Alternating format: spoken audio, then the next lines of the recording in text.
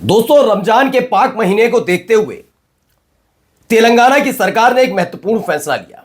यह फैसला मुझे आज इसलिए बताना पड़ रहा है क्योंकि अब से तकरीबन 7-8 महीने पहले बीजेपी शासित राज्य के एक मुख्यमंत्री ने, जो वहां की विधानसभा की एक परंपरा रही जिसके तहत बाकायदा शुक्रवार यानी जुमे की नमाज के लिए समय दिया जाता था, वो बंद कर दिया था और उस पर अपनी पीठ थपथपाई थी। देखिए कितना ऐतिहासिक फैसला लिया, जबकि क्या आज तक काम किया वो आज तक नहीं बता पाए हैं। लेकिन फिलहाल ऐसे में तेलंगाना की सरकार ने एक बड़ा फैसला लिया है। ये सहूलियत किनको दी जा रही है, क्यों दी जा रही है, वो एक एक चीज मैं आज आपको दिखाऊंगा आपको कि मंदिर मस्जिद वाले विवाद को लेकर कई बार सुप्रीम कोर्ट का भी फैसला हो, बाकायदा एक नीति नियम बना हुआ है कि पुराने मामले अब नहीं उठेंगे, लेकिन उसको कैसे करेगा कोर्ट ने ही उन मामलों में अपने याचिकाएं स्वीकार करके किसी भी तरीके से ये कैसे कॉन्फ्लिक्ट बढ़ता नजर आता है, उसको लेकर एक रिपोर्ट है पूरी, वो आपको दिखाऊंगा। कैसे एक दंगे का आरोपी बताकर उसका घर मकान दुकान तोड़ दिया जाता है, लेकिन जब वो बरी होता है या फिर जमानत बाहर आता है तो उस आदमी के से माफी मांगने नहीं जाते और ना मुआवजा दिया जाता। कहां कहां हिंदू मुसलमान हुआ वो तो दिखाऊंगा। और इन सब के बीच रोहित शेट्टी, आपने देखी होंगी, कई फिल्में देखी होंगी, उनके घर पर हमला करने का मामला निकलकर सामने आया। कौन थे ये लोग, जरा आज आपको वो भी दिखाऊंगा। बहुत सारी खबरें हैं। नमस्कार, मैं हूं प्राज्वल गौतम और आप देख रहे हैं the live TV. The live TV, सच सबसे आगे। सबसे पहले जरा इस खबर पर आइए।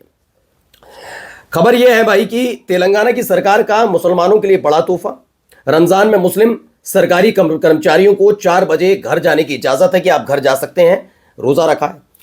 इसमें रोजा रखने वाले मुस्लिम कर्मचारियों की सहूलियत और इबादत में आसानी को ध्यान में रखते हुए कदम उठाया गया। सरकारी आदेश के मुताबिक 2 मार्च से 31 मार्च तक राज्य के सभी सरकारी मुस्लिम कर्मचारी, शिक्षक, कॉन्ट्रैक्ट वर्कर्स, आउटसोर्सिंग स्टाफ और पब्लिक सेक्टर के कर्मचारी रोजाना अपने दफ्तरों और स्कूलों से 1 घंटा पहले यानी शाम 4 बजे घर जा सकेंगे, ऐसी खबर है।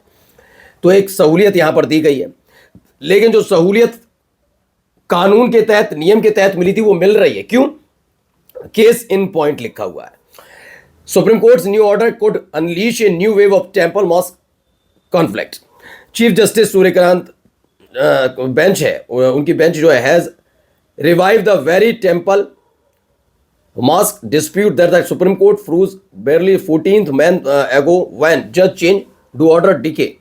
ये इसमें दावा किया जा रहा है इनकी तरफ से कि ये मसला पूरा निकल कर आया। इसमें बताया कि दिसंबर 2024 में भारत भर में मंदिर मस्जिद विवादों से संबंधित अदालती जो कार्रवाई थी उस पर रोक लाने वाला आदेश मध्य प्रदेश के एक ऐसे ही विवाद में बेअसर हो गया, जब मुख्य न्यायाधीश सूर्यकांत साहब ने यह प्रदर्शित दिखाया कि कैसे अपने ही न्यायालय के, मतलब अपने ही कोर्ट के आदेश को बदल कर या रद्द किए बिना ही कितनी जल्दबाजी को नजरअंदाज किया जा सकता है। भोजशाला कमल मौला विवाद में मुख्य न्यायाधीश सूर्यकांत साहब की पीठ ने कोर्ट के अपने ही दिसंबर 2024 के आदेश में अपवाद उत्पन्न किया जो अभी भी लागू है। ये सारी चीजें भी निकलकर सामने आती हैं। तो सिर्फ मसला किसी और के कहने से कुछ नहीं होगा, ये भी अपने आप में एक बड़ा मामला है। देखिए एक खबर है, a year after house demolished life take a turn for Nagpur right accused.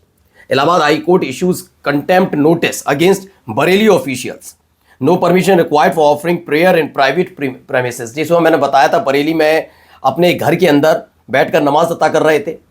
संगठन तो छोड़िए, पुलिस प्रशासन को भी इस पर पेट में मरोड़ उठती है क्योंकि उनके आका को शायद ये पसंद नहीं है। और उसके बाद जो कार्रवाई हुई थी और उसके बाद अब देखिए क्या इसके लिए क्या कदम उठाया गया। जिन्होंने कार्रवाई की उन अधिकारियों के खिलाफ क्या कार्रवाई हुई, अब जाइए इधर देखिए, यहां पर भी तमाशा है। क्या नाम है आपका? क्या नाम है आपका? नाम क्या है? ये कौन चलवा रहा है? ये मंडी कौन चलवा रहा है? मंडी मेन कौन है? मंडी का मेन कौन है? मंडी का मेन वो है आगे। कहाँ? किधर है? किधर?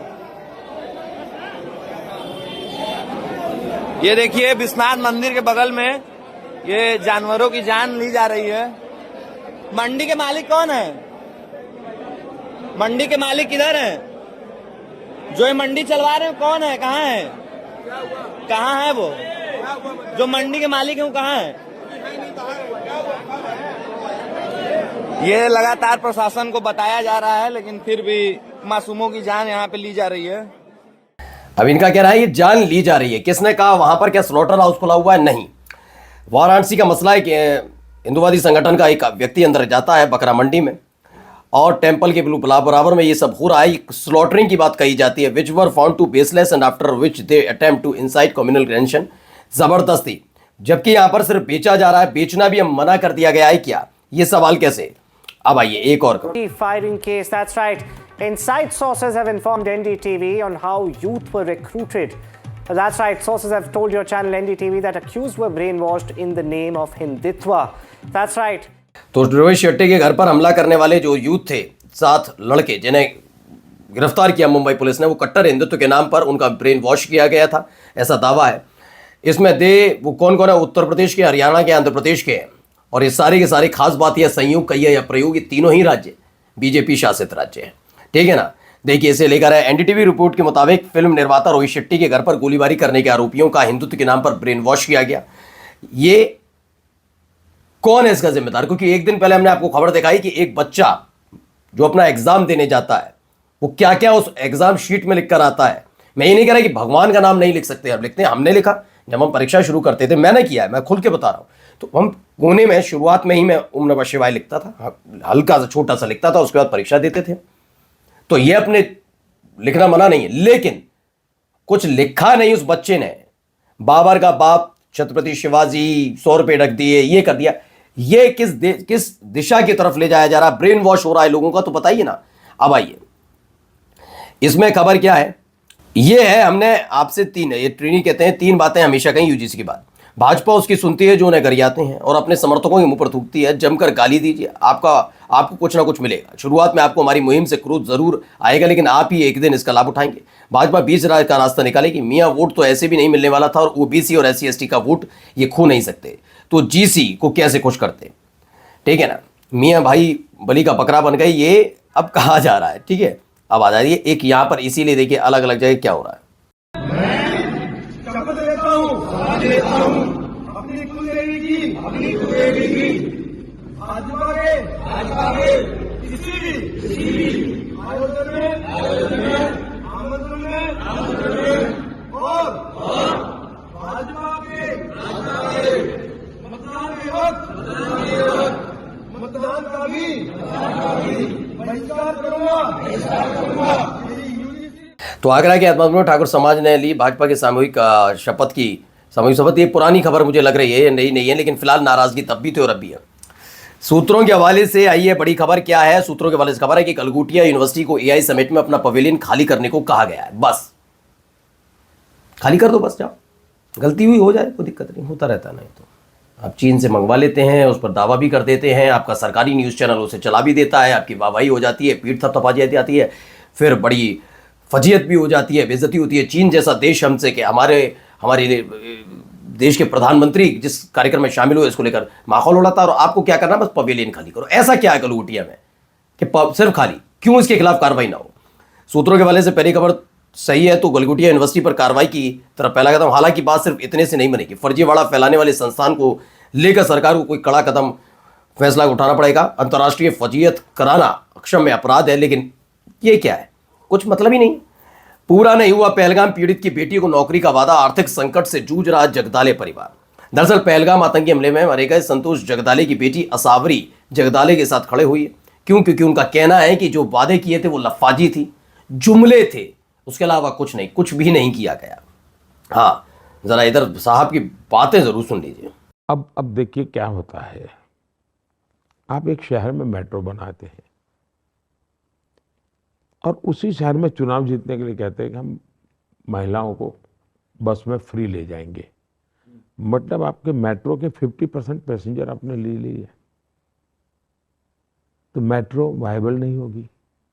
अब भविष्य में मेट्रो बनेगी कि नहीं बनेगी, चिंता ये है। ये समझ कोई इस रूप में कोई चिंता चर्चा नहीं करता है। अच्छा, ये करते हैं अपने आप ही, ये अपने आप ही चिंतन चर्चा कर लेते हैं और उसको थोप देते हैं देश पर। अगर महिलाओं को फ्री बस सुविधा देंगे तो देश कैसे आगे बढ़ेगा। महामाना 2021 से 2025 में प्रदेश भ्रमण में 462 करोड़ रुपए फूंक चुके हैं और उसके बाद कह रहे हैं कि चिंतन नहीं करता। चिंतन तो इसमें भी कर लेना चाहिए। क्यों? आप तो वहीं पर एयरपोर्ट पर नहा लेते हैं ना, और ये कोई और कहता तो बात मानता भी नहीं। बीजेपी कोई नेता कह लेता, आपके संग साथी अमित शाह जी कह रहे थे। और जरा सुनिए यहां पर जाते जाते जरा। हमारे माननीय भजनलाल शर्मा जी ने, हमारी सरकार ने पहले ही बजट में छोरा पैदा किया। छोरा पैदा किया, दूसरा भी दूसरे बजट में भी छोरा पैदा किया और तीसरे बजट में भी छोरा पैदा किया। जो जवानी में छोरा पैदा करता है वो हमेशा काम में आता है, हमेशा काम में आता है। और अशोक गहलोत जी ने, माननीय मुख्यमंत्री थे, उन्होंने लास्ट के बजट में घोषणा की तो वहां छोरी पैदा हुई मगर छोरा पैदा नहीं हुआ। ये इनकी सोच है। अब आप सोचिए, बीजेपी का विधायक है, ये विधायक है कहूंगा, विधायक है नहीं, बिंदी कहीं नहीं रह गई, विधायक है ये बहादुर सिंह कोहली। ये इसकी मानसिकता दर, और ये इनकी मानसिकता नहीं, ये बीजेपी की भी मानसिकता है। वरना आप सोचिए, हमारे देश की बहादुर बिटिया सोफिया कुरैशी के बारे में कुछ कहा जाता है, बीजेपी उसे हटाती नहीं है। हटाया उस मंत्री को? नहीं, इनके ऊपर कार्रवाई हो जाएगी। जब वो नाथूराम गोडसे की वो चर्चा करती हैं तो पीएम दुखी हो जाते हैं, लेकिन साध्वी प्रज्ञा को हटा नहीं पाते। ये इनकी मानसिकता है कि दुखी वुखी दिखाकर सिर्फ बात को स्टैंड करते हैं। कार्रवाई कर पाएंगे? नहीं। नमस्कार।